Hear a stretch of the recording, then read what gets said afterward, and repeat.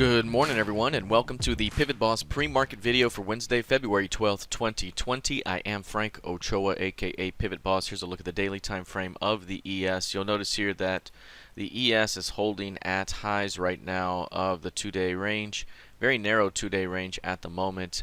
This is after we saw a push out of the bullish PIMA trigger zone here, a dip rather below the 8-period average, and then forcefully rejects that zone and rallies back up. That's very bullish behavior overall. Again, we've talked about the fact that we may be at a cycle high here, but a turnaround can take many days.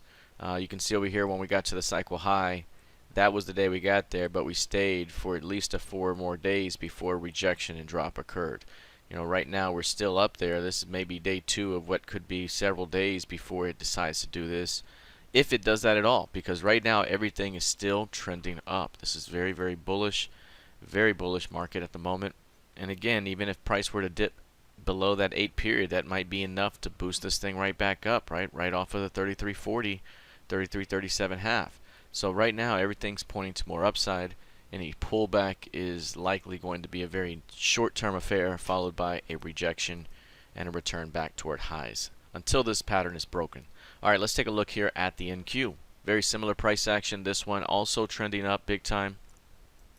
Again, if you use this upper line here, you can see how clear this uptrend has been. Very, very bullish. This happened off the 200 period way back here. Again, we may be at a cycle high. You can see here from the low of the month, we've already gone in average months range to the upside based on the average over the last 10 months. That is a perfect move so far off that zone. And again, we could see a pullback, but if it does, that could be a perfect zone right there for a defend and a continuation. A failure to hold, you know, this 9,300 level could open up quite a bit more weakness here, maybe back toward these recent lows, 9K, 8,900. But right now, this market hasn't really shown the ability to move down that much. It's 1 or 2 days. That's it.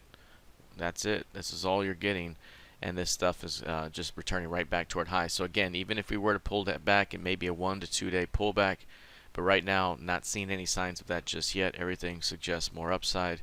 And again, we have an inside day with an upward bias. You know, if today we have Fed Chair Powell testifying yet again, 9 a.m. Central. We also have crude oil inventories. We have other things here coming up, but we could have some quiet trading action, and then a failed low could develop in the next session here, and that could be a very nice continuation as well. So there's a lot of ways this thing can go, but most of the outcomes here point to the upside. Let's look now at crude oil. Now, crude oil appears to be making a move right now, and this is something we talked about in the trading room yesterday. We mentioned this in the pre-market videos here, is that we're at this key range low down here, and we have formed a box, and we could be looking at a squeeze back toward 57s very quickly, and then followed by a continuation above 60 over time.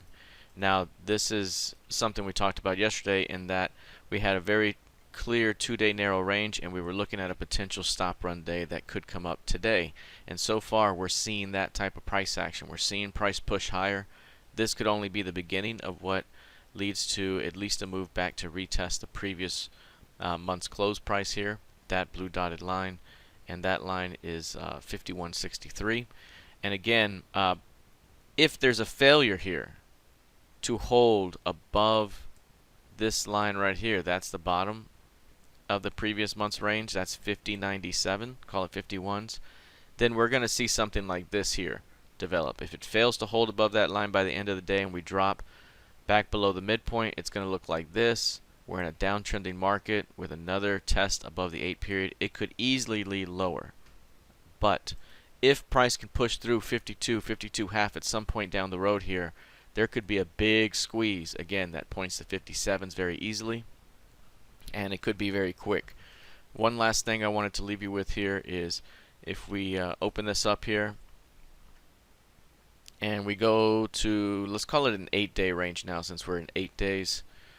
Let's hit this a few times there. And what you'll see down here is a measurement of that 8-day range. And right here you see a very small measurement. That's 48.5% of normal range.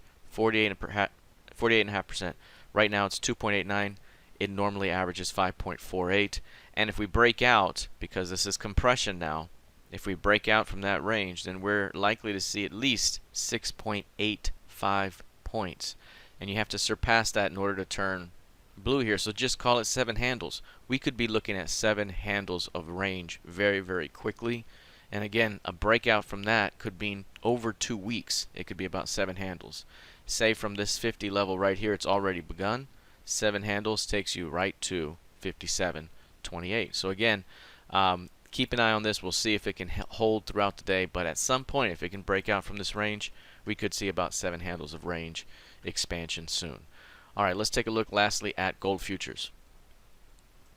You'll see with gold here, this one has been mostly bullish overall, but has been unable to really move at the moment. This one moves in chunks right now. And as the market, the broader market pushes higher, this one doesn't necessarily go down, but instead it's been holding range. And whenever that time is that the market may pull back, that's when it'll use that time to explode to the next level. And then it'll probably go sideways some more as the market resumes its bullish trend. So again, this market is moving in chunks as long as the market structure remains intact, which is to say, as long as price remains above that 1525 or 1550, everything suggests more upside ahead, although we may see more compression chop back and forth until then. So it could be a rather dull market here where you kind of get trapped in the mess, and then eventually you'll see a breakout like this that leads to a chunk move. That could be the next big move. All right, that is it for now. We'll see how this develops the rest of the session. Good luck, trade well, and I'll see you in the trading room. Take care.